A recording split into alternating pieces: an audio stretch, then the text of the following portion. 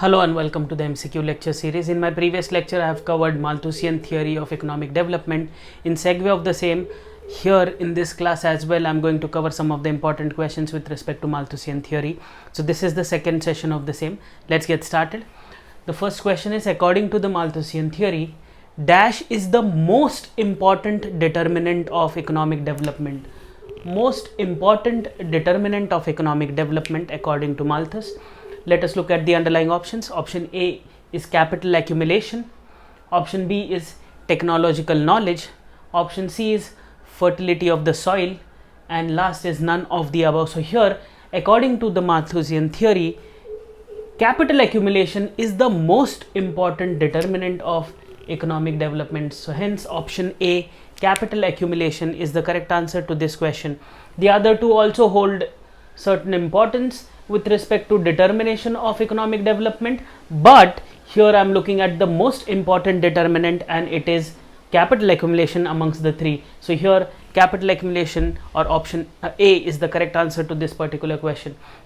Anyways, I hope the question is clear. Let us now move to the next one.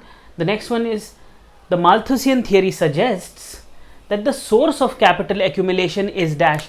What is the source of capital accumulation according to the Malthusian theory of economic development?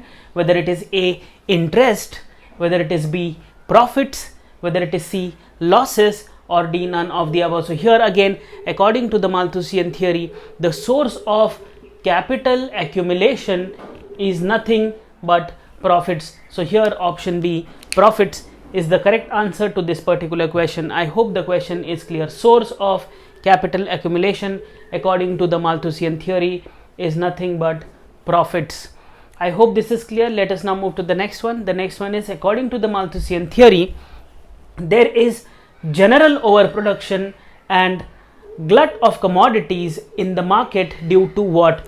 General overproduction and glut of commodities in the market because of what, according to the Malthusian theory? Let us look at the underlying options. A, supply of commodities.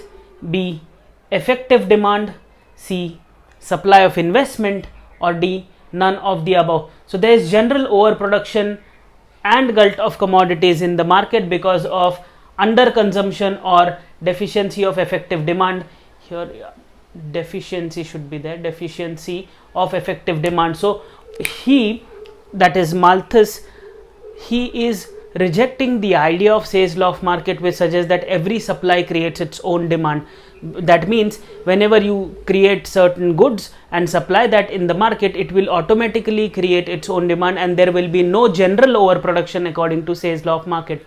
But Malthusian theory rejects that idea, and he says that there is glut of commodities and overproduction because of deficiency in effective demand or under consumption of such commodities which are supplied in the market, and therefore option B is the correct answer to this particular question. Very important aspect of the Malthusian theory of economic development. I hope this is clear. Let us now move to the next one. The next one is, the Malthusian theory suggests that the supply of labor is dash in the short run. The supply of labor is dash in the short run, whether it is A, inelastic, whether it is B, elastic, whether it is C, dynamic, or D, extraordinary. So according to the Malthusian theory, the supply of labor in the short run is inelastic. Okay, so it is really difficult to create supply of labor per se according to Malthus in the short run. That is why it is inelastic in nature, and therefore option A, inelastic supply, is the correct answer to this question. I hope the question is clear. Let us now move to the next one. The next one suggests that the gluts of commodities and underconsumption, according to Malthus, will lead to what? If there is a glut of commodities and underproduction in the market, it will be because of what? So it will be because of it will be because of underconsumption, and it will lead to what? That is the question. So it will lead to A, inflation, B, recession, C, stagnation, or D, none of the above. So here, if there is glut of commodities and underconsumption according to Malthus, that will lead to something called as stagnation in the economy, and therefore this is the correct answer. That means stagnation will be the ultimate position wherein an economy will reach because of glut of commodities and underconsumption.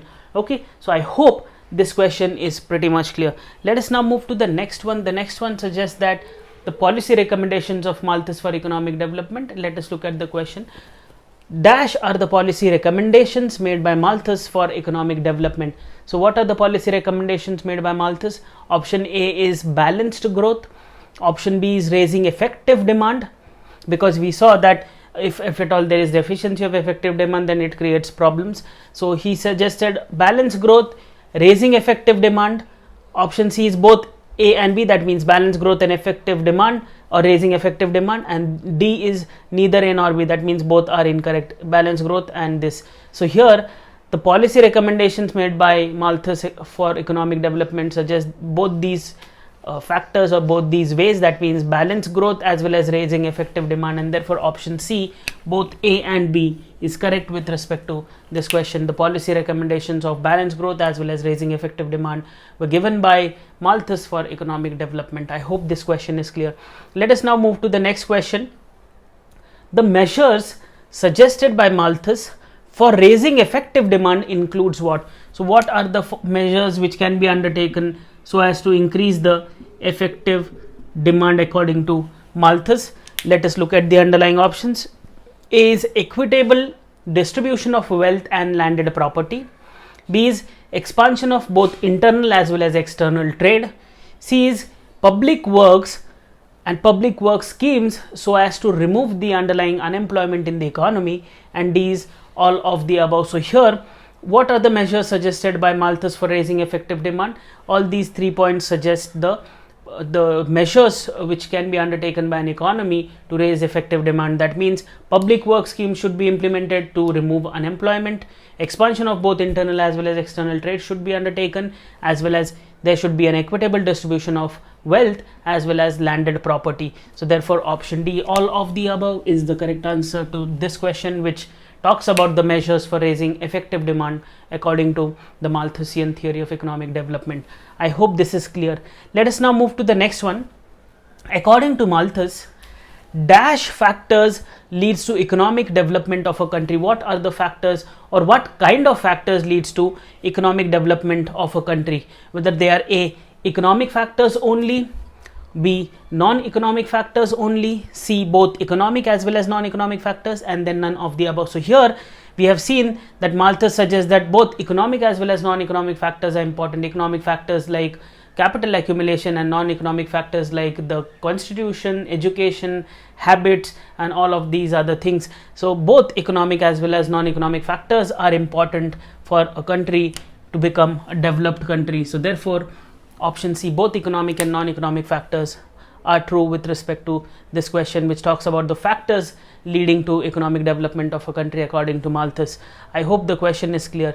Let us now move to the next one, which talks about the weaknesses of the Malthusian theory of economic development and the underlying options. And the question is framed in this fashion: the weakness of Malthusian model are dash, and the underlying options are secular stagnation not inherent in capital accumulation. That means capital accumulation does not really lead to secular stagnation per se. Second is commodities are not exchanged for commodities, so it is really difficult to exchange commodities for commodities. So this is the second criticism or weakness. The third is unproductive consumers retard progress. This is the third sort of weakness, and fourth is all of the above. So here the weaknesses of the Malthusian model are suggested by all these 3 points. That means secular stagnation inherent in capital accumulation, commodities are not exchanged for commodities, as well as unproductive consumers retard progress. So this option D, all of the above, suggests the weaknesses of the Malthusian model of economic development. I hope this is clear.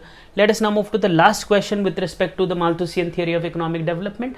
In the previous class we have covered almost 13 questions, and in this class as well 10 questions. I think 10 questions in that and 10 questions in this, but anyways we have covered it in 2 sessions, so please check that session as well. I'll keep the link in the description below. So this is the last question with respect to the Malthusian theory.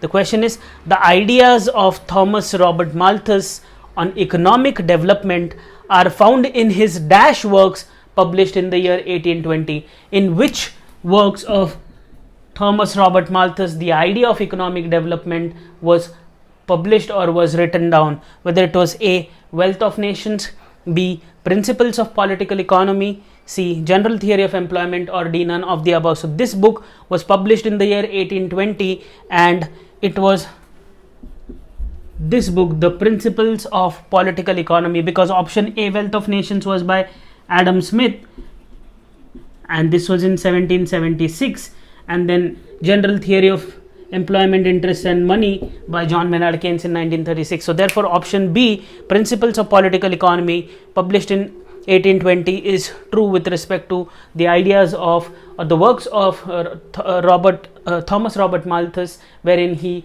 propagated his idea of economic development per se. So I hope all these questions are pretty much clear. Please stay tuned for more. Thank you.